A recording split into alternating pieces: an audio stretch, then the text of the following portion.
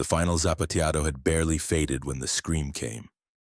In the smoky tablao beneath Seville's old walls, Isabel de la Vega collapsed mid-duende, her crimson bata de cola pooling like fresh blood. The abanico slipped from her fingers, clattering across the wooden floor. One moment she was fire incarnate, the next, a broken marionette. Foam flecked her perfect lips. Death, swift and theatrical, had chosen the stage, and there in the shadows, watching with mild green eyes and immaculate mustache, sat a small Belgian on holiday, Hercule Poirot. He sighed.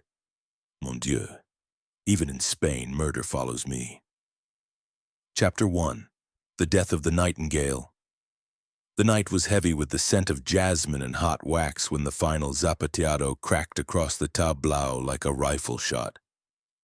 In the low, cavernous room beneath the ancient Moorish walls of Seville, the air itself seemed to vibrate with the dying echo of Isabel de la Vega's heels.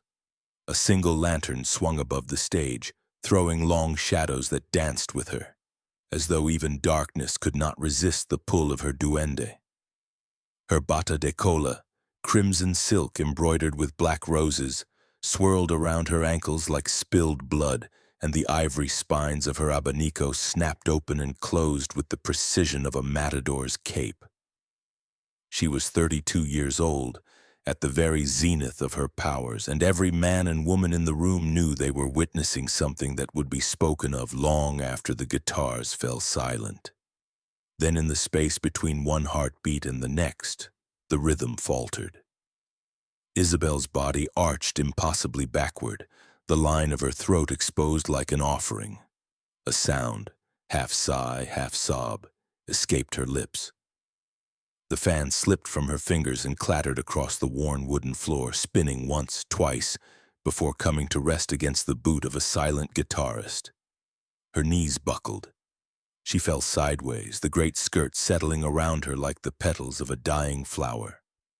Foam, delicate and obscene, gathered at the corners of her mouth. Her eyes, those famous eyes the color of burnt sherry, stared upward at the smoke-stained ceiling as though she had seen something there that no living soul was meant to see. For one stunned instant the tablao held its breath. Then a woman screamed high and piercing, the sound slicing through the haze of cigarette smoke and orange blossom perfume. Chairs scraped, glasses shattered. Someone shouted for a doctor in frantic Andalusian Spanish. But it was already too late. Isabel de la Vega, the nightingale of Seville, the woman who had made hardened men weep with nothing more than the turn of a wrist and the stamp of a foot, was dead. In the farthest corner, half concealed by a potted oleander, sat a small man with an impeccably waxed mustache and eyes the pale green of absinthe. He had not moved during the entire performance, had barely seemed to breathe, yet now he rose with the fluid economy of a cat. A murmur rippled outward from his table. People were beginning to recognize him even here, so far from Baker Street or the boulevards of Paris. Hercule Poirot, the little Belgian detective whose name had become legend across Europe, placed his glass of manzanilla carefully upon the table and began to make his way forward through the chaos. He moved slowly, almost delicately, as though the very air might bruise. His patent leather shoes made no sound on the sawdust-strewn floor. When he reached the edge of the stage, he paused, hands clasped behind his back, and regarded the body with the detached sorrow of a man who has seen too many deaths that ought never to have happened. The guitarist, old Antonio, face like carved walnut, knelt beside Isabel, cradling her head and keening softly in a dialect Poirot could not follow. Tears cut clean tracks through the white stage makeup on the dead woman's cheeks. Poirot's gaze traveled from the abandoned fan to the small, almost invisible smear of white powder on Isabel's lower lip. He bent closer, nostrils flaring. A faint, acrid scent rose from the painted silk, bitter almonds, but not quite. Something greener, more monastic. Aconite, he thought at once. the poison favored by medieval monks and more recently, by those who wished death to appear sudden, shocking, and above all theatrical. Captain Hastings arrived at his elbow, red-faced from pushing through the crowd. "Good Lord, Poirot," he panted, "is she really?" "Dead beyond question, mon ami." Poirot did not look up. "And murdered with a flourish worthy of the stage itself." Hastings swallowed. "But who on earth—" "That," said Poirot quietly, "is what we are now obliged to discover." He straightened, brushing an imaginary speck from the lapel of his dove-gray suit, and surveyed the room with those disconcertingly bright eyes. The audience, perhaps 40 people, many of them Seville's most fashionable, stood frozen in attitudes of melodramatic grief or naked terror. A young woman in emerald silk had fainted clean away and was being fanned by 2 admirers. An elderly duchess clutched her rosary and muttered prayers in rapid Castilian. Near the door, a man in the severe black of old Spanish aristocracy stared at the body with an expression that might have been rage or triumph. Poirot could not yet tell which. And there, half hidden behind a marble pillar, stood a girl, no, a woman, of perhaps 25, dressed in mourning that seemed premature. Her face was very pale beneath the black lace mantilla, and her gloved hands were clenched so tightly that the kid leather creaked. When Poirot's gaze met hers, she did not flinch, but something flickered across her features like a candle guttering in a draught. Then she melted backward into the crowd and was gone. Poirot filed the moment away. Already the local police were pushing through, 2 sergeants and an inspector whose mustache rivaled even Poirot's own in magnificence. The inspector, whose name was Garcia, recognized the Belgian at once and greeted him with the mixture of respect and resignation that Poirot had come to expect from officialdom the world over.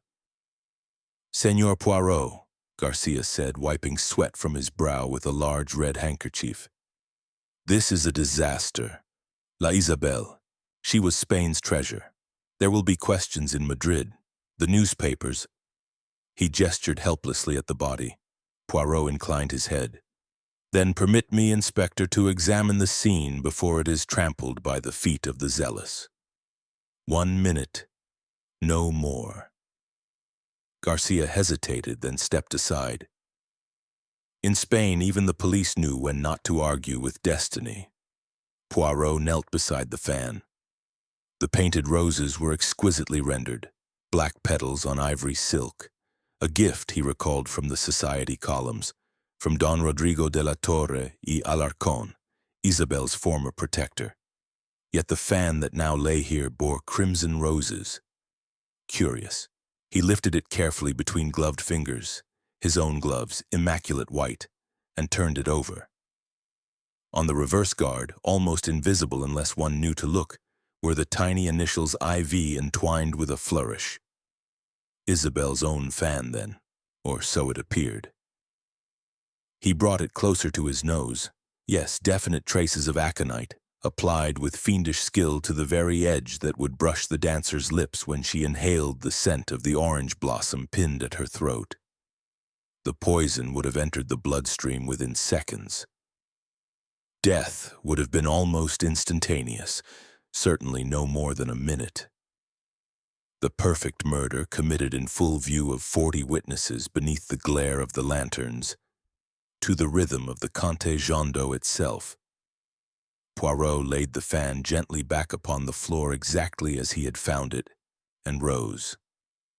"Tell me, Inspector," he said conversationally, "who was on the stage with her at the end?" Garcia consulted a small notebook. The guitarist Antonio, of course. The 2 singers, Pepe el Lobo and La Negra, and the bailaor Mateo Ruiz, who partnered her in the final fin de fiesta. And backstage. Only the stage manager, also Mateo Ruiz, and Señorita Carmen Morales La Giralda, who was waiting to perform next. Oh, and the sister, Señorita Lucia Valdez, was seen in the corridor not 5 minutes before. Poirot's eyes narrowed. The sister. Interesting. He turned to Hastings, who had been standing guard over the scene like a faithful terrier. Come, my friend. We have much to do in the little gray cells. They grow impatient. As they moved toward the narrow corridor that led to the dressing rooms, the sound of weeping followed them. Raw, guttural. The mourning of a city that had lost its brightest flame. Somewhere a woman was singing a saita under her breath, the same lament traditionally sung to the Virgin during Holy Week. The notes floated through the smoky air like incense. Poirot paused at the threshold of Isabel's dressing room. The door stood ajar. Inside, mirrors reflected a chaos of costumes, trailing shawls, sequined mantons, 100 fans laid out like the wings of dead butterflies. On the dressing table stood a crystal flacon of orange blossom water, its stopper missing. Beside it lay a single black glove. Poirot picked up the glove. It was small, delicate, unmistakably feminine, and on the inside of the wrist, embroidered in crimson silk, were the initials LV. He held it up to the light. Lucia Valdés, he murmured. The mourning sister who weeps too soon, the fan that is not the fan, the poison that blooms like a black rose. Hastings looked puzzled. But Poirot, we've only just arrived. How can you possibly... Poirot tapped the side of his forehead with one manicured finger. The little gray cells, Hastings. Already they begin to dance. And in Seville, mon ami, when the gray cells dance, it is always to the rhythm of murder. Behind them, in the tableau, the lantern finally guttered out. Darkness swallowed the body of the nightingale, and the scent of jasmine grew suddenly, unbearably sweet. Chapter 2. The Four Shadows. The morning sun struck the tiled patio of the Casa de Pilatos like hammered gold, turning the fountains into trembling mirrors and the orange trees into green flames. Poirot had chosen the place deliberately. Its Moorish arches and echoing silence discouraged eavesdroppers, and the beauty of the setting, he believed, sometimes loosened tongues that fear would have sealed. 4 wrought-iron chairs had been arranged beneath a bower of jasmine. Upon a 5th, smaller table rested a silver tray with a pot of thick Spanish chocolate and 5 delicate cups. The detective himself, immaculate in pearl-gray suit and spats, stood beside the central fountain, hands clasped behind his back, watching the arrival of his guests with the mild curiosity of a spider observing flies. Don Rodrigo de la Torre y Alarcón was the first to appear, striding through the archway as though he still owned half of Andalusia, which in fact his grandfather once had. He was a tall man, broad across the shoulders with the heavy-lidded eyes of a bull who has killed many times and expects to kill again. His black morning suit was cut in the severe Madrid fashion, the jacket tight across the chest, and a blood-red carnation bled against his lapel. He did not wait to be invited. He simply took the largest chair, sat, and fixed Poirot with a stare that would have withered most men. "I am here, senor," he announced in a voice like gravel soaked in brandy, "only because the honor of my house has been questioned. Ask what you must and be done with it." Poirot inclined his head with exquisite politeness. "A thousand thanks, Don Rodrigo. Your presence honors us all." Next came Carmen Morales, La Giralda, moving with the feline arrogance of a dancer who knows every eye is upon her. She wore a dress of deep indigo that clung to her, body like a second skin, and her hair, black as wet slate, was twisted into a knot pierced by a single yellow rose. Her mouth was painted the color of fresh arterial blood, and when she smiled, which was seldom, it was the smile of a knife. She did not sit at once. Instead, she circled the table slowly, trailing one hand across the backs of the chairs, letting the silence stretch until it became uncomfortable. Only then did she choose her place directly opposite Don Rodrigo and crossed her legs with deliberate grace. "I have nothing to hide," she said, voice low, almost a purr. "But then, I rarely do." Mateo Ruiz arrived almost on her heels, thin, stooped, eyes red-rimmed behind wire spectacles. The stage manager's hands trembled as he removed his battered fedora, revealing hair that had thinned prematurely to the color of ash. He looked as though he had not slept since the night of the murder, and perhaps he had not. The shadows beneath his eyes were violet bruises. He hovered uncertainly at the edge of the patio until Poirot gestured gently toward a chair. Mateo sat on the very lip of it, clutching the hat in his lap as though it were a life belt. When he spoke, his voice cracked like a boy's. Isabel. She would have hated this, all this suspicion. Last of all came Lucia Valdez. She entered so quietly that no one noticed her until she was already among them. A pale figure in black lace that seemed to absorb the sunlight rather than reflect it. The mantilla covered her hair completely, framing a face of almost translucent whiteness. Only her eyes, dark and enormous, betrayed life. She moved like someone walking in a dream, or perhaps a nightmare from which she could not wake. Poirot rose and offered her his own chair with a small, courtly bow. She accepted without a word, folding her gloved hands in her lap and staring at them as though they belonged to someone else. For a long moment no one spoke. The fountain murmured. Somewhere high above, a peacock screamed. Poirot broke the silence at last. "Mesdames, messieurs," he began, voice soft yet carrying to every corner of the patio. "We are gathered not to mourn that will come later when justice has been served, but to seek the truth. Isabel de la Vega was poisoned by aconite applied to the guard of her abanico. The poison was placed there by a human hand. One of you, I believe, knows whose hand that was." Don Rodrigo gave a short, contemptuous laugh. "Ridiculous. 40 people watched her die. If someone had tampered with the fan on the stage, every eye would have seen it." "Yet no one did," Poirot replied mildly. "Which suggests the tampering occurred earlier, in the privacy of a dressing room perhaps, or during the confusion of costume changes. The fan that killed her bore crimson roses, not the black roses that were Don Rodrigo's gift. Someone, therefore, exchanged the fans. A simple matter for a person familiar with the chaos backstage." Carmen leaned forward, the yellow rose in her hair trembling. "My own fan is crimson," she said. "Are you accusing me, little man?" "I accuse no one yet. I merely observe.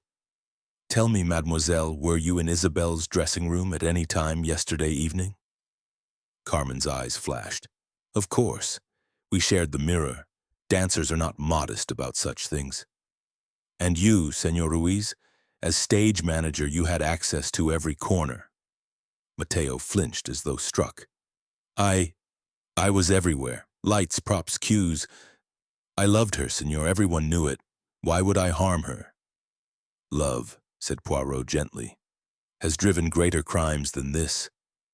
Lucia spoke for the first time, so softly that the fountain almost drowned her words. "My sister kept her fans in a lacquered box, 12 of them. She was superstitious. She believed the black rose fan brought her luck. She would never have danced without it." All eyes turned to her. Don Rodrigo's lip curled. "The little sister speaks at last. And what would you know of luck, Lucia? Isabel took yours long ago." Lucia did not raise her head. "She took everything," she whispered. Poirot watched her closely, then reached into the pocket of his waistcoat and drew out 4 fans, laying them upon the table like a hand of cards. One bore black roses, Don Rodrigo's gift. One bore crimson Carmen's. One was plain ivory, worn with use, Mateo's mother's fan, he had said. The 4th was painted with delicate white-orange blossoms on pale gold silk. 4 fans, Poirot said. 4 shadows.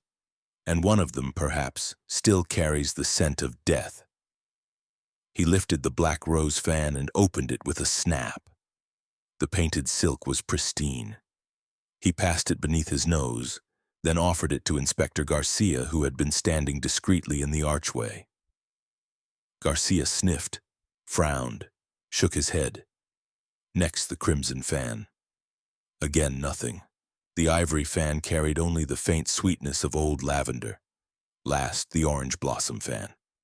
Poirot did not open it fully. Instead, he held it closed, running one finger along the outer guard.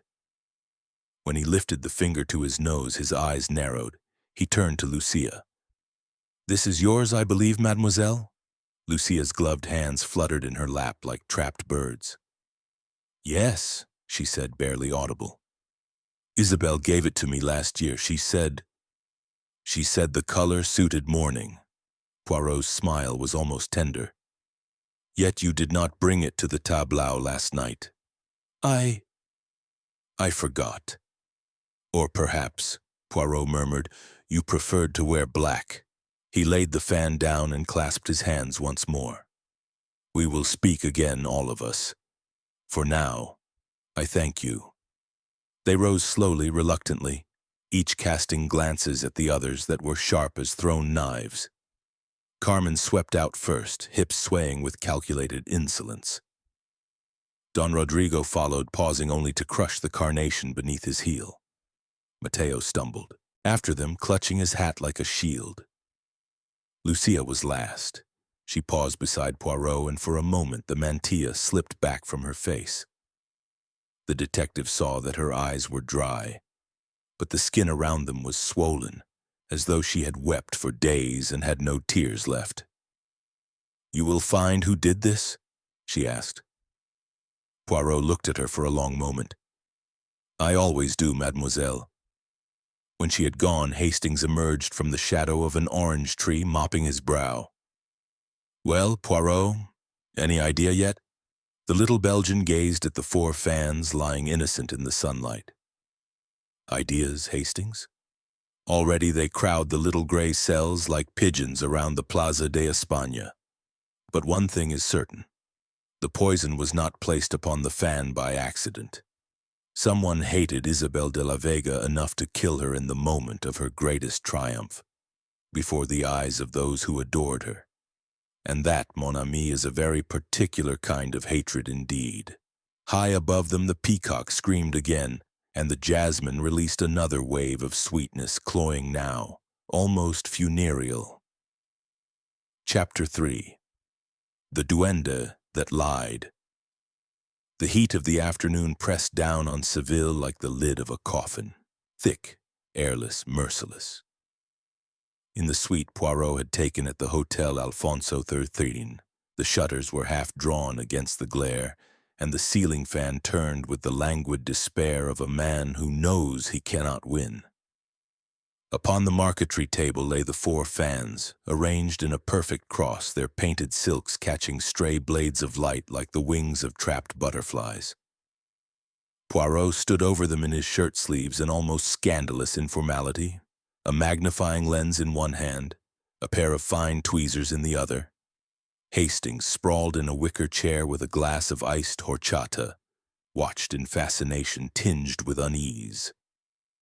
4 fans, Hastings, Poirot murmured, not looking up. 4 lies. One of them still whispers of death, but softly, so softly. He lifted the black rose fan, turned it reverently, examined the ivory guards beneath the lens. Magnificent workmanship, this. Parisian, I think, from the house of du Villeroy. Don Rodrigo spared no expense, yet the silk is clean, the spines untouched by poison. He set it down with a little sigh of satisfaction and moved to the crimson fan. Now this, Carmen's, bears the marks of used tiny scratches where the guards have struck the floor during a fierce taconeo. But again, nothing. No trace of aconite, no residue. He passed to the ivory fan, the humble one that had belonged to Mateo's mother. Worn, honest, smelling faintly of the lavender sachets of a simpler time. Finally he came to the orange blossom fan, Lucia's. He did not open it. Instead, he ran the tweezers along the outer edge, lifted something almost invisible and held it to the light. a single flake of dried pigment the color of fresh blood. Poirot's eyes gleamed. Regardez, Hastings. Crimson pigment applied, hastily over the original gold background. Someone repainted the flowers to match Carmen's fan, then switched them in the darkness backstage. A deception within a deception. Hastings sat forward. Good Lord! So the killer deliberately tried to implicate La Giralda? Or, Poirot corrected gently, someone wished us to believe that was the intention. Come, we have work. They descended into the street where the heat shimmered above the cobblestones like a living thing. The city was hushed, stunned by grief. Black crepe already fluttered from balconies and newsboys shouted extras with headlines in scarlet ink, La Noche Tragica del Flamenco. Poirot ignored them. He led the way through narrow alleys scented with frying oil and orange peel until they reached the little theater behind the Plaza del Salvador. The stage door stood ajar. Inside, the tableau was a cavern of shadows, the lanterns extinguished, the air still heavy with the ghost of tobacco and orange blossom. Old Antonio the guitarist sat alone on the stage, cradling his instrument like a child. When he saw Poirot, he crossed himself hastily. You seek the devil who did this thing, senor? I seek only the truth, my friend. Poirot climbed the 3 steps to the stage and stood where Isabel had fallen. He closed his eyes, letting the silence speak. Then he opened them and began to walk the exact path of the final dance, heel, toe, turn, the sweep of an imaginary skirt. Hastings watched, half embarrassed, half entranced. At the precise spot where Isabel had executed her last desperate vuelta, Poirot stopped and pointed to the floorboards. Here the rhythm broke, here the poison took hold, and here... He bent and retrieved something that glinted between the cracks. Here is what the sweeper missed. It was a tiny shard of ivory, no longer than a fingernail snapped from a fan guard. Antonio crossed himself again. Madre de Dios, that is from the Black Rose fan. I saw it myself when Don Rodrigo presented it to her last year. She dropped it once during rehearsal and a piece broke off. She laughed, said it was bad luck, but kept it anyway. Poirot slipped the fragment into an envelope. Bad luck, perhaps, or a signature. They moved backstage. The dressing rooms were a chaos of abandoned costumes, spilled rice powder, wilted flowers. Isabel's room was sealed with red police tape, but Poirot produced a key obtained earlier from a susceptible sergeant and slipped inside. The mirrors still held her reflection, or so it seemed. 100 Isabels gazed back at them, painted, sequined, eternal. On the dressing table stood the lacquered box Lucia had mentioned. Poirot opened it. 11 fans lay in velvet nests. The 12th compartment was empty. Observe, he said softly. The Black Rose fan is missing, yet the fan that killed her bore crimson roses. Someone removed the original and substituted another. Hastings scratched his head. But why go to all that trouble? Because, mon cher, the murderer is an artist. This is not mere killing, it is theater. The audience must be misdirected, the spotlight thrown upon the wrong performer. A sudden clamor in the corridor interrupted them. Carmen Morales burst through the door, eyes blazing, followed by a flustered Inspector Garcia. She was disheveled, the indigo dress torn at one shoulder, the yellow rose gone from her hair. "They have arrested Mateo," she cried. "They found poison in his lodging. It is madness." Garcia spread apologetic hands. "A vial of aconite, Senor Poirot, hidden beneath the floorboards, and a letter half burned in the grate from Isabel. She was ending their understanding." Poirot's mustache twitched. "Bring Senor Ruiz to me. At once." An hour later, Mateo sat in the hotel suite, wrists bound with cord, face the color of old parchment. He kept shaking his head, over and over, as though the movement might make the world right again. "I did not kill her," he whispered. "The vial, yes, I had it. Months ago. Isabel suffered terrible headaches before performances. The doctor prescribed a tincture, but it was too strong. I kept the rest in case she needed it again. The letter," his voice broke. "She was not ending anything. She was telling me she had changed her will. Everything to me. House, money, contracts. She said I had cared for her when no one else did." Poirot studied him for a long moment. "And the burned fragments? Why destroy her words?" "I panicked. When they came for me, I thought they would twist kindness into guilt." Carmen, who had been allowed to remain, gave a low, contemptuous laugh. "He is lying. Everyone knows he worshipped her. Unrequited love turns sour, senor. Like milk left in the sun." Mateo flinched as though slapped. Poirot raised a hand for silence. He crossed to the window and stood looking down at the sun-baked street where a funeral procession was already forming. Black carriages, black horses, mourners veiled in lace. Then he turned.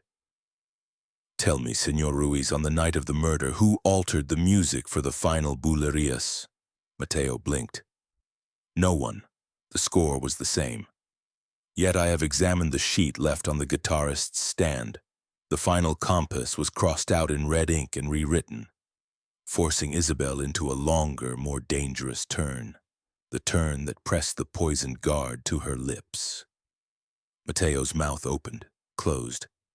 That is impossible. I laid the music myself." "Exactly," Poirot said softly. "You laid it. But someone else changed it after you turned away. Someone who understood flamenco as intimately as Isabel herself. Someone who knew that a single altered beat could kill." He let the silence stretch until it became unbearable. Carmen shifted uneasily. Mateo began to weep without sound. Outside, the cathedral bells began to toll for the dead, deep, mournful notes that rolled across the city like thunder. Poirot closed the shutters against the glare and turned back to the room. "The duende lied that night," he said. "It promised glory but delivered death. And the hand that guided the lie was not the hand of a heartbroken stage manager, nor of a jealous rival. No, it was the hand of someone who had waited in the wings all her life, watching another woman dance upon her grave." He picked up the orange blossom fan and snapped it open with a sharp, decisive crack. The sound echoed like a gunshot. Chapter 4. The Will Beneath the Mantilla. The notary's office in the Calle Sierpes smelled of old paper, sealing wax, and the particular despair that clings to legal documents when they are read after death. Don Jacinto Morales, no relation to Carmen, thank heaven, was a small, desiccated man who looked as though he had been born in mourning and intended to die in it. He sat behind a desk, the color of dried blood, adjusted his pince-nez and began to read the last will and testament of Isabel de la Vega y Valdez, in a voice as flat as the Guadalquivir in August. The room was crowded. Don Rodrigo occupied a leather chair as though it were a throne, legs crossed, a fresh carnation already wilting at his buttonhole. Carmen leaned against a bookcase, arms folded, one foot tapping a silent, impatient rhythm. Mateo Ruiz, released on Poirot's insistence but still pale as a corpse candle, stood near the door as if ready to bolt.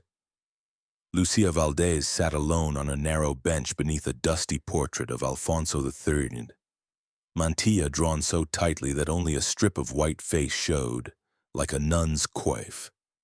Poirot and Hastings had been granted permission to attend as interested parties, which meant the police hoped the Belgian would solve the crime before Madrid sent someone less polite.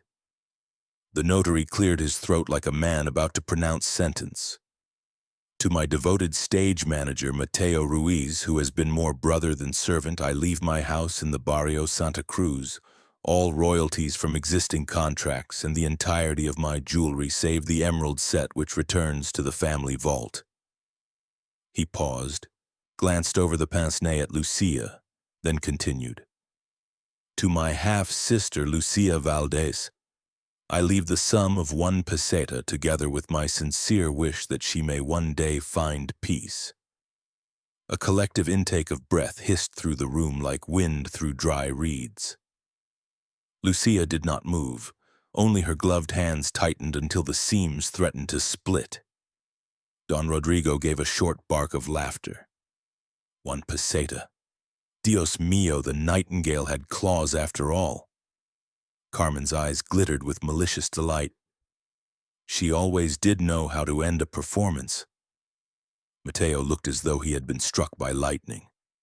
She never told me. I never asked for— Silence, Poirot murmured, so softly that only Hastings heard.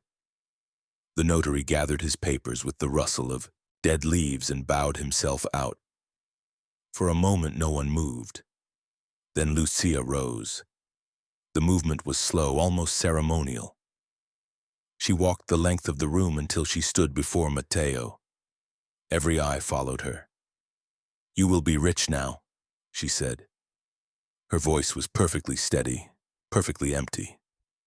Rich on my sister's blood. She reached into the tiny beaded bag that hung from her wrist and drew out a single coin, a bright copper peseta that flashed like a drop of blood in the lamplight. She pressed it into Mateo's unwilling hand, closed his fingers over it, then turned and walked out without another word.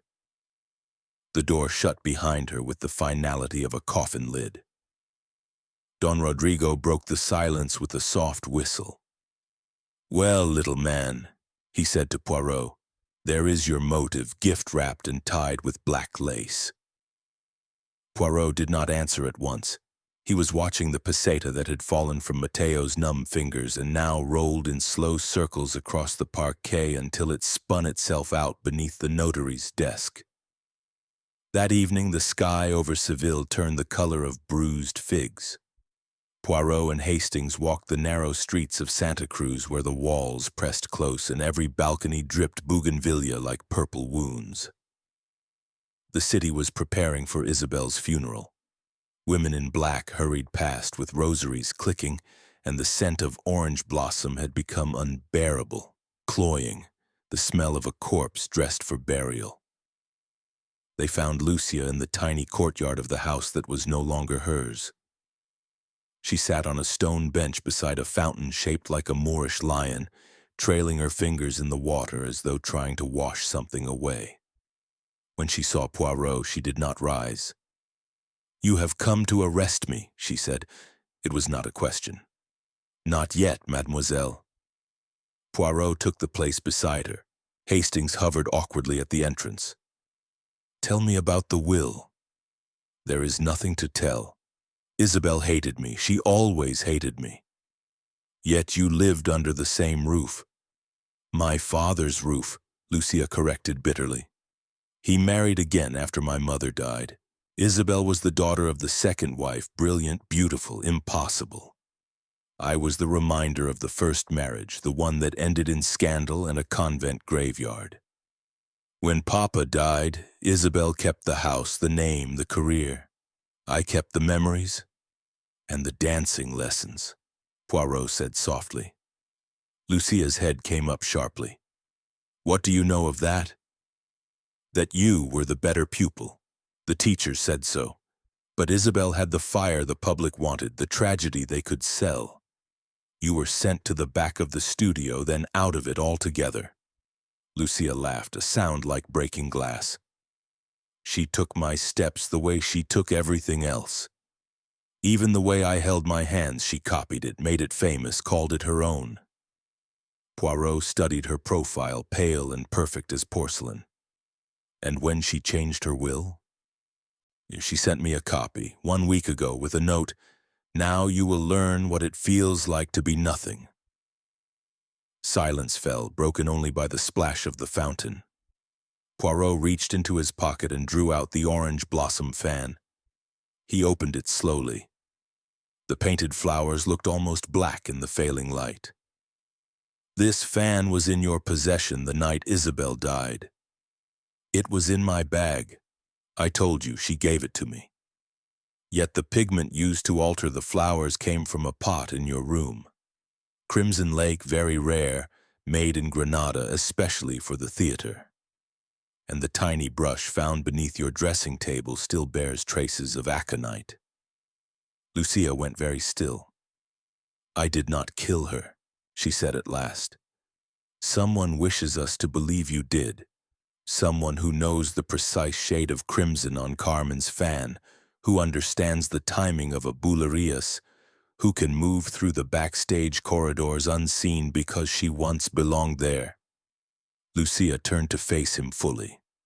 For the first time the mantilla slipped back, revealing hair the color of midnight and eyes that had forgotten how to cry. "You think I am clever enough for that, senor? I think you are clever enough to have done it openly had you wished. But this murder required more than cleverness. It required patience, the patience of someone who has waited years for the perfect moment." Lucia rose. "Then find that person, Monsieur Poirot. Find them before they decide I am inconvenient." She walked away through the courtyard arch, black lace fluttering like a crow's wing. The fountain kept weeping long after she had gone. Back at the hotel, Poirot stood at the balcony watching the torches of the funeral procession wind through the streets below like a river of fire. Hastings joined him carrying 2 glasses of manzanilla. "Well?" he asked. "Do you believe her?" Poirot sipped, eyes distant. "I believe that hatred can wear many masks, mon ami. Sometimes the mask of victim is the most convincing of all." Far below, the cathedral bells began to toll again, deeper now, slower, the sound of a city burying its brightest child. Somewhere in the darkness a fan snapped open, then shut, then open again, practicing perhaps for the next performance. Poirot closed his eyes. "The will has been read," he murmured. "Now the real dance begins." Chapter 5. The Scent of Orange Blossom and Death. The tableau had been transformed into a court of judgment. The same lanterns that once gilded Isabel's skin now hung cold and accusing, their light thin and merciless.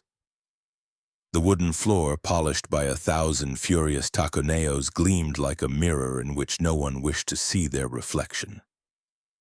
Chairs had been removed. Only a single circle of people stood upon the stage itself, as though the boards might open and swallow the guilty. Inspector Garcia and 2 sergeants waited in the wings, revolvers loose in their holsters. Hastings stood beside Poirot near the guitarist's chair, shifting from foot to foot, the heat making his collar wilt.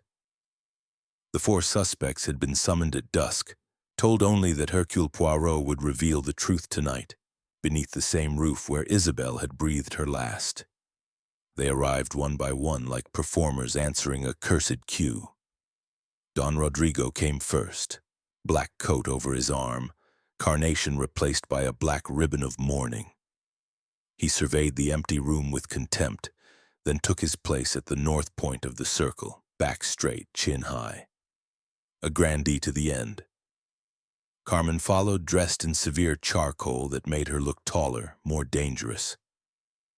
She carried no rose tonight. Her hair was drawn back so tightly it pulled the skin at her temples, giving her the look of a beautiful skull. Mateo entered next, thinner than ever, eyes ringed with sleepless violet. He seemed to have shrunk inside his clothes, a man already half erased. Last of all came Lucia, veiled entirely in black lace so dense that only the oval of her face showed, pale as a candle in a crypt. She moved to the center without being asked, as though the stage had always been waiting for her. Poirot waited until the silence became unbearable, until even the lanterns seemed to hold their breath.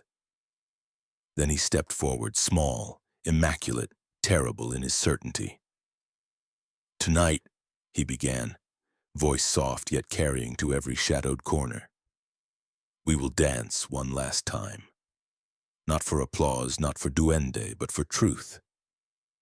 Isabel de la Vega died here, poisoned by aconite upon the guard of a fan. That fan was switched for another in the darkness between dances. Someone in this room knows exactly how it was done. He produced the 4 fans from a velvet cloth and laid them upon the floor in the exact positions they had occupied the night of the murder. Black roses, crimson roses, worn ivory, pale orange blossom. The painted silk looked almost wet in the lantern light. "Each of you will take your own fan," Poirot continued. "Each of you will dance a fragment only 12 beats of the final bulerías. Nothing more. The innocent have nothing to fear." Don Rodrigo snorted. "This is farce." "It is justice," Poirot replied mildly. Carmen was first. She seized the crimson fan with a flick of scorn, snapped it open, and began. Her feet struck the floor like gunshots, sharp, precise, furious. The skirt she wore, borrowed from the costume rack, whirled crimson and black. She danced as though she would trample the very memory of Isabel into the boards. When she finished, she was breathing hard, eyes blazing defiance. Poirot merely nodded. Don Rodrigo refused altogether. "I do not dance for Belgians," he declared, folding his arms. Poirot accepted this with a small bow. Mateo tried. His hands shook so violently that the ivory fan rattled like dry bones. After 4 stumbling steps, he stopped, tears spilling down his cheeks. "I cannot," he whispered. "Not here. Not without her." He let the fan fall. It clattered loudly in the silence. Lucia waited until last. She lifted the orange blossom fan with the reverence of a priestess taking the chalice. Then she removed her mantilla, letting it pool at her feet like spilled ink. Her hair tumbled free, black and shining, and for the first time they saw her truly. Younger than Isabel had been, more delicate, yet with the same fierce bones beneath the skin. She did not look at the others. She looked only at the empty space where her sister had died. The guitarist old Antonio, persuaded by grief and a handful of pesetas, struck the opening chords of the bulerías, slow, almost funereal. Lucia began to dance. It was not the savage attack of Carmen, nor the theatrical grandeur of Isabel. It was something quieter, more devastating. Every movement was perfect, inevitable, as though the music had been written for her alone. Her feet barely seemed to touch the floor. The skirt floated around her like dark water. When she opened the fan, the orange blossoms caught the light and blazed. And for one heartbeat, everyone in the room saw what might have been what should have been. The true heir to the throne, Isabel had stolen.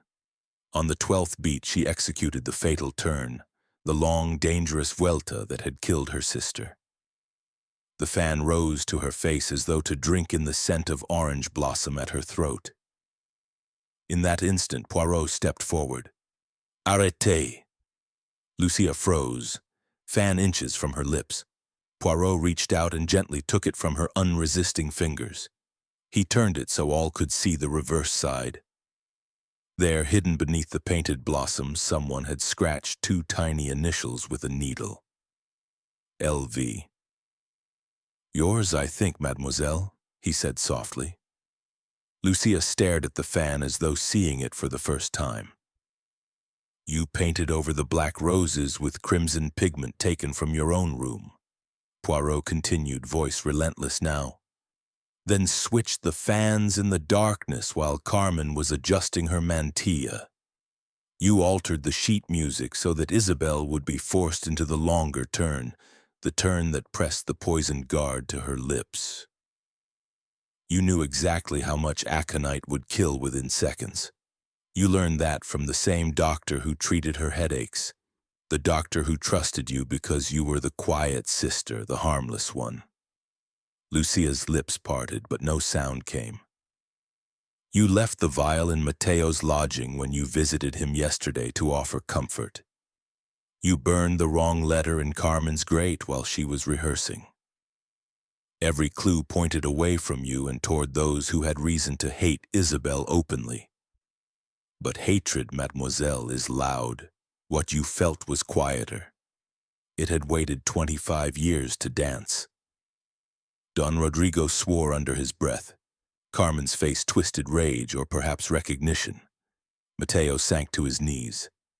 Lucia looked slowly around the circle at each face in turn, and something inside her seemed to settle like a bird coming home to roost. "She took my life," she said at last, so quietly they had to strain to hear. "I only took hers back." Inspector Garcia stepped forward with handcuffs. Lucia offered her wrists without resistance. The steel closed with a small final click. As they led her away, her footsteps echoed on the board's light, precise, the steps of a dancer who would never dance again. At the edge of the stage, she paused and looked back once. The lanterns caught the tears on her cheeks, turning them to diamonds. "Tell them," she said to Poirot. "Tell them the duende was never hers. It was always mine." Then she was gone, swallowed by the shadows beyond the proscenium arch, and the tableau fell silent except for the soft creaking of the lanterns and the distant mournful cry of a peacock from the Alcazar gardens. Poirot stood alone in the center of the circle of fans, small and neat and terribly tired. Hastings cleared his throat. "It's over, then." Poirot bent and closed each fan with deliberate care. "No, mon ami," he said.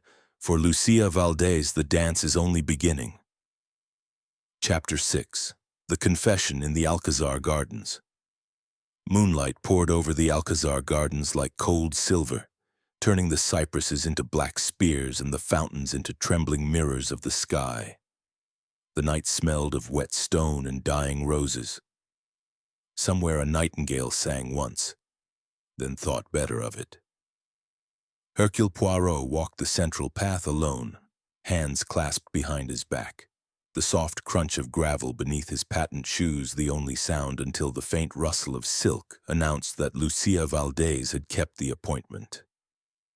She stepped from the shadow of a myrtle hedge, still dressed in the black of mourning, but the mantilla was gone now and her hair fell loose, heavy as spilled ink across her shoulders. The police had released her into Poirot's custody for 1 hour, an indulgence bought by the little Belgian's reputation and Inspector Garcia's reluctant gratitude, and the gardens were empty save for 2 silent sergeants at the far gates. She stopped 3 paces away, close enough for Poirot to see the faint bruising of exhaustion beneath her eyes, far enough that no accidental touch could offer comfort. The moonlight made her look very young and, for the first time, almost ordinary. "You wish to speak without witnesses," she said. Her voice was steady, but it carried the hollow echo of a bell that has already cracked. Poirot inclined his head. "Certain truths are too delicate for the ears of the law, mademoiselle. They require only moonlight and honesty." Lucia gave a small, bitter laugh. "Honesty? How strange to hear the word from the man who unmasked me." They began to walk slowly along the path that wound between clipped boxwood and sleeping orange trees. Water trickled in the fountains, a sound like distant weeping. "Tell me," Poirot said quietly, "when did the idea first come to you?" She did not pretend to misunderstand. "Years ago," she answered, "when I was 15 and the teachers at the academy told my father I had the purer line, the truer compass. Isabel was there. She heard them. That night she locked me in the coal cellar until morning so I would miss the audition for the company in Madrid. Papa believed her tears when she said I had run away in jealousy. After that, opportunities simply ceased to exist for Lucia Valdez. A breeze stirred the leaves above them. Petals of late jasmine drifted down like slow white moths. I learned patience," she continued.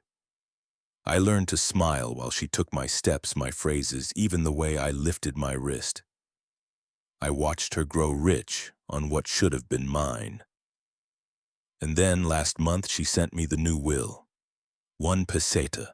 A joke for the newspapers. She wanted the world to laugh at me one final time. Poirot's voice was gentle. And the poison? A gift in its way. The doctor prescribed aconite for her headaches too strong, she said, made her heart race. I kept the surplus vial. I told myself it was for safety. One lies so easily to oneself. They had reached the Fountain of the Lions. Lucia rested her gloved hands on the warm stone rim and stared into the black water as though she might see her reflection there and recognize it. The night itself was simple, she said. Isabel always used the black rose fan for the final dance superstition, she claimed. I painted over the roses with crimson pigment I had stolen from Carmen's box months earlier, when no one was looking. The shade was almost perfect. Only an expert would notice the difference in lantern light. I waited until Carmen turned to adjust her mantilla 3 seconds, no more. Slipped into Isabel's dressing room, made the exchange. The poisoned fan went into Isabel's hand. The original I carried away inside my own. She lifted her face to the moon. I even stood in the wings and watched her die. I wanted to see the exact moment the duenda left her and came home to me. But it never came. There was only emptiness. Poirot studied her profile, delicate as porcelain, yet carved by something harder than grief. And the clues: you scattered the vial in Mateo's room, the burned letter in Carmen's grate. Child's play. Mateo welcomed my sympathy. He was too broken to question why I lingered near the stove. Carmen never locked her door. Dancers are careless about such things. I needed them to look guilty so that no one would look at the quiet sister who had already been erased from the will. A silence stretched between them, filled by the soft splash of water and the distant mournful cry of a peacock. "Why confess now?" Poirot asked at last. Lucia turned to him fully. For the first time her eyes were wet. "Because you saw me dance," she whispered. "For 12 beats you let me be what I was born to be. No one, not my father, not the teachers, not even Isabel ever, allowed that. You gave me my stage, Monsieur Poirot. The least I can offer in return is the truth." She reached into the pocket of her skirt and drew out a small object wrapped in black silk. When she unfolded it, the original black rose fan lay in her palm, the broken guard now mended with tiny stitches of crimson thread, her own blood, Poirot realized, seeing the faint brown stains. "I kept it," she said. "A souvenir of the life I might have lived." Poirot took the fan with reverence, opened it once the roses looked blacker than ever in the moonlight, then closed it again. "You know what awaits you," he said. "Prison.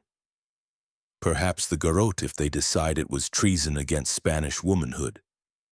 She gave a faint, sad smile. "There are worse things. I have already lived in a prison where every mirror showed someone else's face." She stepped closer, close enough that Poirot smelled orange blossom still clinging to her skin, Isabel's perfume, or her own now. He could not tell.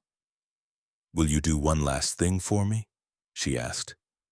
"If it is within my power. When they write of this, and they will for years, do not let them say Lucia Valdez was merely the jealous sister. Say that for 12 perfect beats she was the greatest bailaora Seville never crowned. Let that be my epitaph." Poirot bowed, formal, courtly, profound. "It is already written, mademoiselle, in the book the little gray cells keep. And there it will remain, untouchable by journalists or judges." Lucia looked at him for a long moment, something almost like peace settling over her features. Then she turned and walked back along the path toward the waiting sergeants. Her footsteps made no sound on the gravel now. She moved like a shadow returning to its owner. Poirot remained beside the fountain long after she had gone. He opened the black rose fan once more and held it up to the moonlight. For an instant he thought he saw her reflected there, turning, forever turning. Then only the empty silk and the broken spine mended with blood. He closed the fan with a soft snap, slipped it into his pocket, and began the long walk back to the gates. Behind him the garden settled into silence, the fountains wept on, and somewhere in the darkness a nightingale found the courage to sing again. One clear, heartbreaking note that carried all the way to the prison walls where a woman waited for morning and whatever justice Spain still believed in. Chapter 7. The Little Gray Cell's Rest. The morning after the confession, Seville woke to a sky the color of watered milk and a silence that felt almost sacred. Black crepe still hung from the balconies, but the frantic morning had given way to something quieter, the stunned hush that follows a storm when the air itself seems bruised. In the patio of the Hotel Alfonso XIII, Hercule Poirot sat beneath a bower of jasmine that had begun at last to shed its overpowering sweetness. A small table before him held chocolate thick as velvet, churros crisp and golden, and a single perfectly folded copy of ABC with the headline in scarlet letters, Hermana asesina confiesa, the sister killer confesses. Poirot did not read it. He had no need. The little gray cells had already closed the case more neatly than any newspaper ever could. Captain Hastings arrived late, hair still damp from his bath, eyes bright with the relief of a man who has slept without dreaming of poison for the first time in a week. He dropped into the opposite chair and reached immediately for the chocolate. "Well, old chap," he said cheerfully, "it's over. Back to England tomorrow, what? I've had quite enough of Spanish passion to last a lifetime." Poirot twirled the ends of his mustache with satisfaction. "You think so, mon ami? Yet passion, like the flamenco itself, never truly ends. It merely changes rhythm." Hastings buttered a churro with enthusiasm. "You were brilliant last night, Poirot. The way you made her dance those 12 beats and then the fan with her initials. I still don't quite see how you knew it was the orange blossom one from the beginning." Poirot permitted himself a small, smug sip of chocolate. "It was never the beginning, Hastings. It was the hesitation. When I asked for the fans in the Casa de Pilatos, 3 surrendered them at once. Only Lucia paused the tiniest fraction of a second, yet enough for the little gray cells to notice. A woman who hesitates before giving away an innocent object is a woman who fears it is not innocent at all." Hastings nodded slowly. "And the dance itself?" "Ah, the dance." Poirot's eyes half closed in remembrance. "That was the final proof, yes, but also the gift. For 12 beats she was magnificent, more than magnificent. She was inevitable. In that moment I understood everything. The years of watching from the wings, the steps stolen, the life stolen. Murder became merely the last desperate vuelta." A waiter passed with a tray of fresh oranges. The scent drifted across the patio, sharp and clean after days of orange blossom decay. Hastings inhaled appreciatively. "Funny thing," he said. "I thought I'd never want to smell orange blossom again, but now, it's just fruit, isn't it? The poison's gone out of it." Poirot smiled. "Precisely, mon ami. Memory poisons, memory heals. Seville will wear orange blossom again next spring, and no one will think of death. That is the mercy of time." From the street beyond the wrought iron gates came the sound of a guitar, someone practicing a slow, mournful soleá. The notes floated over the patio walls, lingered among the jasmine, then drifted away toward the Giralda. Hastings listened, head cocked. "They're already playing for her, you know. Not Isabel Lucia. I heard it in the plaza this morning. The gypsies say she was the real bailaora, that Isabel only borrowed her soul for a while." Poirot's expression softened. "Let them say it. In the barrios they understand these things better than judges. A soul cannot be stolen forever. Sooner or later it demands its own music. He reached into his pocket and drew out the black rose fan, the original, its broken guard now mended with crimson thread. He opened it once, slowly, so the silk caught the morning light and the roses looked almost alive again. "I promised her an epitaph," he murmured. "This will do." Hastings watched, curiously gentle. "You're keeping it?" "No, I am returning it." Poirot rose, walked to the edge of the patio where a small boy in a ragged shirt waited to sell newspapers. He pressed the fan into the child's hands together with a gold coin. "Take this to the prison of the Calle Feria," he instructed in careful Spanish. "Give it to the Señorita Lucia Valdez. Tell her the dance continues." The boy's eyes widened at the coin, widened further at the fan. Then he was gone, bare feet pattering across the tiles and out into the sunlit street. Poirot returned to his chair and sat with the air of a man laying down a burden. "There," he said, "it is finished." Hastings raised his cup in a small, solemn toast. "To lost souls, then." "To lost souls," Poirot echoed, "and to the 12 perfect beats that justified everything." They drank.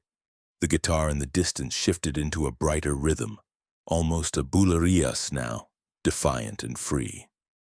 Somewhere in a bare prison cell, a woman would open a fan painted with black roses and remember for one heartbeat what it felt like to be whole. In the patio, the jasmine finally released its last heavy perfume and let the clean scent of coffee and warm bread take its place. Poirot closed his eyes, listening to the city breathe itself back to life. "Next spring," he said softly, "we return, Hastings. The little gray cells, they have acquired a taste for Seville." Hastings groaned, but it was a fond sound. "I might have known. Murder does follow you, old man." "No," Poirot corrected with a smile. "It is order I follow, and here beneath this sky order has been restored." High above them the Giralda caught the sun and flung it back in a blaze of gold. A breeze stirred the jasmine one final time, and if it carried the faintest echo of castanets, neither man remarked upon it. In Seville, the dance went on. Chapter 8. The Fan That Refused to Close. 3 months had passed since the garrote took Lucia Valdez at dawn in the prison yard, yet Seville still spoke of her in whispers, as though the city itself feared to wake the wrong ghost. Spring had come early that year.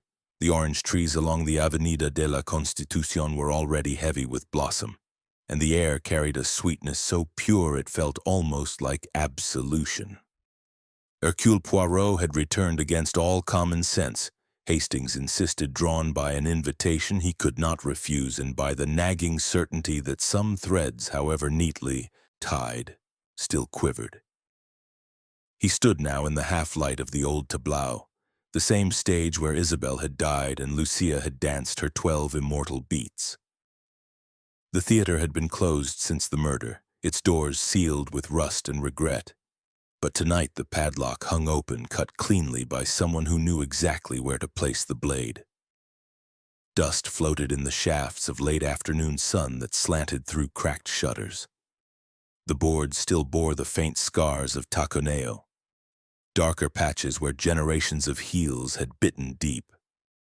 Poirot walked the exact path of the fatal bulerías, counting under his breath uno, dos, tres, dos, then stopped at the precise spot where Isabel had fallen. He bent, brushed away a film of dust, and revealed something that glinted. A single ivory spine, no longer than a matchstick, snapped from a fan and somehow missed by every sweeper, every policeman, every grieving pilgrim who had come to leave flowers that withered overnight. He straightened, turning the fragment between gloved fingers, and became aware that he was no longer alone. Carmen Morales stood in the wings, thinner than memory, dressed in mourning that no longer pretended to be fashionable. Her hair was cropped short, almost boyish, and the famous mouth was stripped of paint. She looked, Poirot thought, like a woman who had danced herself empty. "You should not be here," she said. Her voice had lost its knife edge. What remained was raw, smoke-scoured. "Yet here I am," Poirot replied mildly. "And you also, mademoiselle. Curiosity? Or unfinished business?" Carmen stepped onto the stage. The boards creaked beneath her slight weight, a sound almost like a sigh. "I come every week," she admitted. "At twilight, I dance the 12 beats, no music, no audience, just to see if the duende will come back to anyone else." She gave a small, broken laugh. "It never does." Poirot regarded her with genuine compassion. "You believe it died with her?" "I know it did." Carmen's eyes traveled to the ivory fragment in his hand. "Another souvenir?" "Perhaps the last." He held it out. "Do you recognize it?" She took it, turned it over, and her breath caught. "This is from the Black Rose fan. The original. I watched Don Rodrigo present it to Isabel the night she opened here. She dropped it during rehearsal. A piece broke off exactly here." Her finger traced the jagged edge. "Lucia kept the broken fan after all. She mended it with her own blood and sent it back into the world." Poirot nodded slowly. A message, perhaps, that some things refuse to stay buried. Carmen closed her fist around the ivory spine until the edges cut her palm. A bead of blood appeared, bright as the carnation Don Rodrigo used to wear. "I hated her," she said suddenly, fiercely. "Not Isabel, never really Isabel. I hated Lucia, because she was better. Because for 12 beats she showed us what we had all pretended not to see. And then she let them kill her rather than live without the stage." Tears, the first Poirot had ever seen from her, slid down the sharp cheekbones and fell to the dusty floor. "I could have been great," she whispered. "Not the greatest, never that, but great enough. Instead, I spent my life chasing a shadow that belonged to a ghost." Poirot placed a gentle hand on her shoulder. "Greatness is not measured only in applause, mademoiselle. Sometimes it is measured in the courage to recognize truth, however late." Carmen looked at him then, really looked, and something shifted behind her eyes, grief giving way, perhaps, to the first pale shoot of acceptance. She opened her hand and let the ivory fragment fall. It struck the boards with a tiny final click. "Let it stay," she said. "Let the stage keep its last secret." They left together, Poirot offering his arm with old-world courtesy, Carmen accepting it as though it were the only steady thing in a world that had tilted on its axis twice. Outside, the Alameda de Hercules was alive with evening strollers, children chasing hoops, lovers leaning close beneath the jacarandas. The city had forgiven itself and moved on. Only the tableau remained frozen in its moment of reckoning. At the corner, Carmen paused. "Will you come to my recital next month? Nothing grand, just a little patio in Triana. But I am dancing again, for the first time since everything." Poirot bowed. "It will be my honor." She hesitated, then reached up and kissed him once lightly on the cheek, the gesture of a daughter, or perhaps of a woman who had finally laid down a burden too heavy for any shoulders. "Thank you," she said, "for seeing her, for letting us all see." Then she was gone, swallowed by the golden crowd, her step already lighter, almost but not quite the beginning of a dance. Poirot watched until she vanished, then turned toward the river. In his pocket lay the small boy's receipt from the prison, a scrap of paper confirming that the Black Rose fan had been delivered into Lucia's hands the night before her execution. On the back, in a handwriting neat and steady despite the chains, she had written a single line in French. "Merci, monsieur, pour les 12 battements éternels." He folded the paper carefully and slipped it into his waistcoat directly over the heart. The Guadalquivir flowed past, dark and patient, carrying orange petals toward the sea. Somewhere across the water, a guitar began to play, not a lament this time, but something brighter, almost hopeful. Poirot listened for a moment, eyes half closed, then resumed his walk toward the hotel and the waiting train north.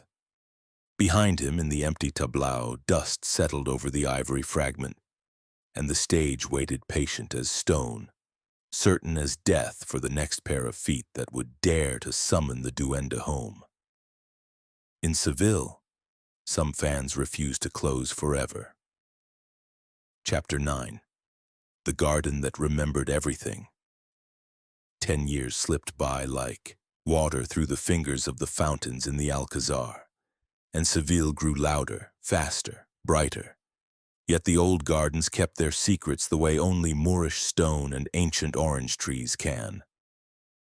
On a May evening in 1946, Hercule Poirot, now stooping a little, mustache touched with silver, cane tapping softly on the gravel, returned once more, drawn by a letter written in a hand he had never expected to see again.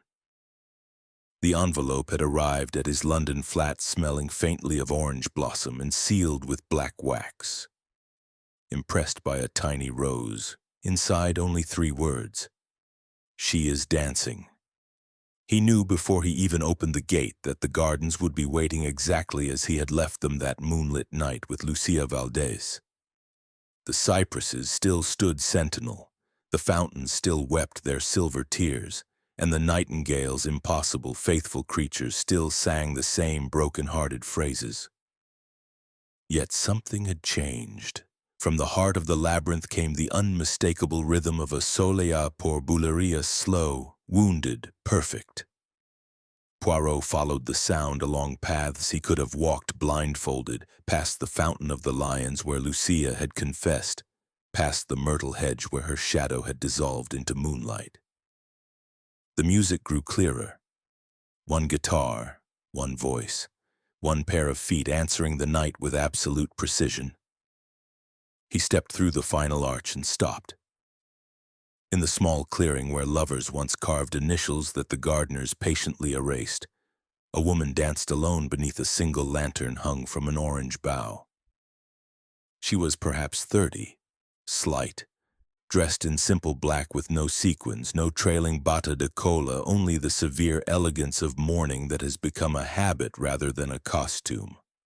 Her hair was cropped short like a boy's, and when she turned in the slow, agonizing vuelta of the soleá, Poirot saw the sharp cheekbones, the mouth stripped of paint, the eyes that had once belonged to Carmen Morales.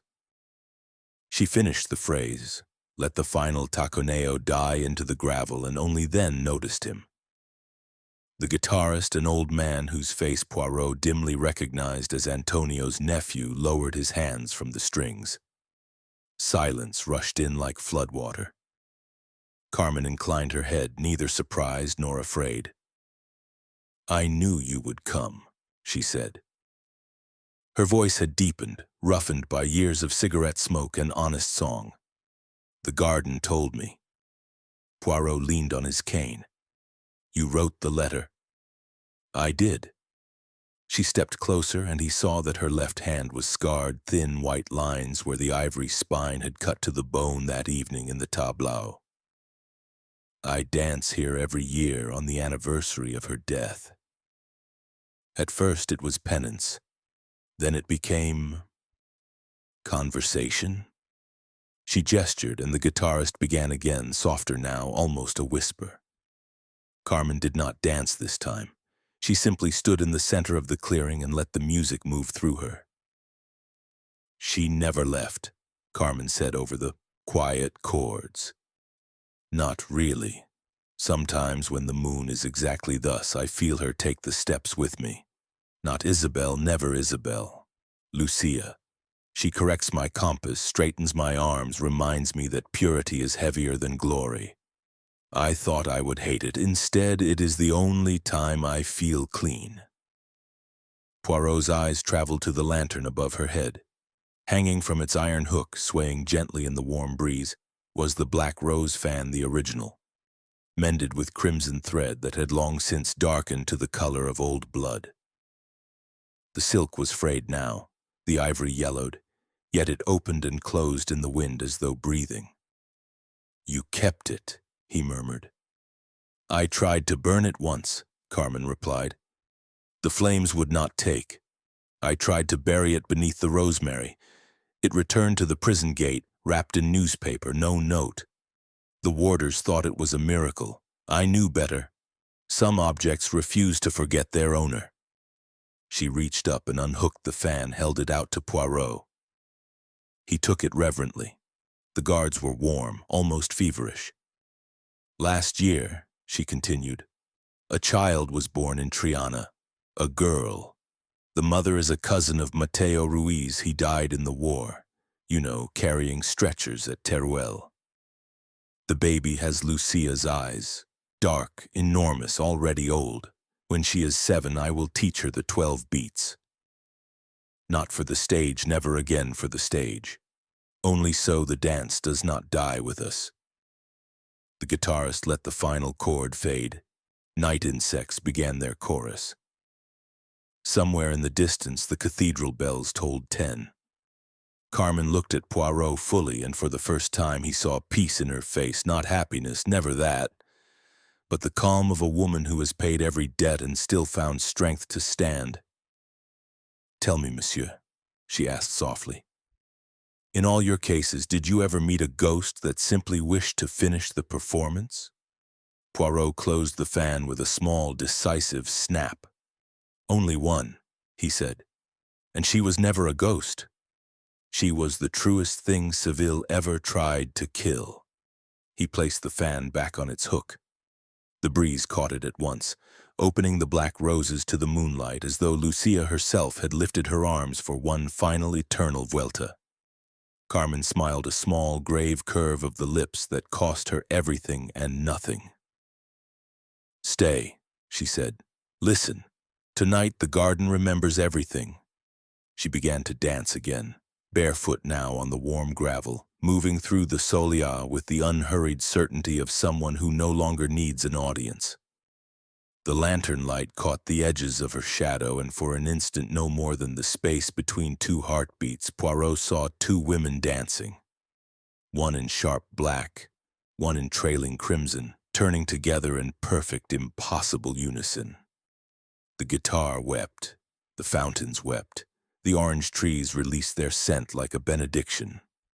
Poirot stayed until the moon paled and the first pale wash of dawn touched the highest leaves. When he finally turned to leave, the clearing was empty save for the lantern still swaying, the fan still breathing, and the faint imprint of bare feet in the gravel that might have belonged to one dancer or to 2. He did not look back. Some conversations, once finished, should never be interrupted by farewells. In the gardens of the Alcazar, the dance continued long after the dancers were gone, and the nightingales, faithful, impossible creatures, learned a new phrase that had never belonged to Isabel at all. Chapter 10. The Roses That Never Fade. 50 years later, in the spring of 1996, a small girl with enormous dark eyes and the serious mouth of someone who has already lived several lives stood in the exact center of the Alcazar gardens and opened a fan painted with black roses. The silk was almost transparent with age, the ivory guards yellowed and cracked. The crimson thread that mended the broken spine now faded to the color of rust. Yet when the child snapped it wide, the roses still looked wet, as though they had been painted with fresh blood only moments before. She was 7 years old, barefoot in a simple black dress, and she had come alone at twilight because her grandmother had told her that tonight the garden would be listening. Her name was Lucia, after a great aunt no one spoke of in daylight. She did not know the full story, only fragments whispered over kitchen tables, the way gypsy families pass down warnings and miracles. She knew there had been 2 dancers, one bright and one hidden. She knew a fan had killed and then saved. She knew that every year on this exact evening the orange trees bloomed more heavily and the fountains ran clearer, as though the gardens themselves were trying to wash something clean. She had been taught 12 beats, no more, no less. Drilled until her small feet bled, because her grandmother Carmen, now bent and fierce as an old eagle, insisted that some debts are paid forward, not back. The child raised her arms exactly as she had been shown, wrists liquid, fingers flowering, and began. Uno. The gravel answered with the first soft blow of a heel. Dos. Trees. The lantern that still hung from the same orange bough, replaced a dozen times, yet always in the same place, flickered a light though no hand had touched it. Cuatro. Cinco. Seis. A breeze that had not existed a moment earlier lifted the child's hair and carried the scent of jasmine so pure it hurt. On the seventh beat, the impossible happened. From the shadows beneath the cypresses stepped another figure, tall, severe, dressed in the trailing crimson of another century. The woman wore no mantilla. Her hair was piled high with a single yellow rose, and her eyes were the color of burnt sherry. She did not speak. She simply took the exact place opposite the child and began to mirror her, step for step, turn for turn, as though they had rehearsed together since birth. The little girl did not falter. She had been waiting for this partner all her life without knowing it. Siete, ocho, nueve. The two dancers moved in perfect opposition, one small and dark, one tall and radiant, yet their shadows merged on the gravel until it was impossible to tell whose feet struck the earth. The guitar that should have been silent began to play from nowhere and everywhere. Old Antonio's hands somehow restored across the decades, the same chords that had once cradled death now cradling something gentler. Diez, once dos. On the 12th beat, the woman in crimson executed the long, lethal vuelta that had once pressed poison to perfect lips. The child followed without hesitation, rising on the ball of her foot, arms high, fan flashing open like a dark wing. For one suspended instant, they held the pose mirror images separated by half a century and an entire lifetime of regret. Then let the silence fall. The woman smiled, not the triumphant smile of Isabel de la Vega in her glory, but something quieter, almost shy. She reached out and touched the child's cheek with fingers that were warm, impossibly warm. Then she stepped backward into the myrtle hedge and was gone, leaving only the faint scent of orange blossom and the echo of a single snapped fan. The little girl stood alone in the clearing, breathing hard, eyes shining with tears she did not understand. The lantern above her swayed once, twice, then settled. The black rose fan in her hand felt suddenly heavier, as though it had absorbed every grief and every triumph of the women who had carried it before her. She closed it gently, pressed it to her heart, and whispered the only words she had been taught to say when the dance was finished. Gracias, tia. La deuda está pagada. Thank you, aunt. The debt is paid. High above, the first star of evening appeared, bright and steady as a promise. The fountains kept singing their ancient Moorish song. The nightingales took up the phrase the child had just danced. And somewhere in the warm Andalusian dark, two sisters, one forgiven, one remembered, turned together in a circle that had no beginning and no end. The child walked home through the gardens barefoot, the fan tucked inside her dress like a second heart.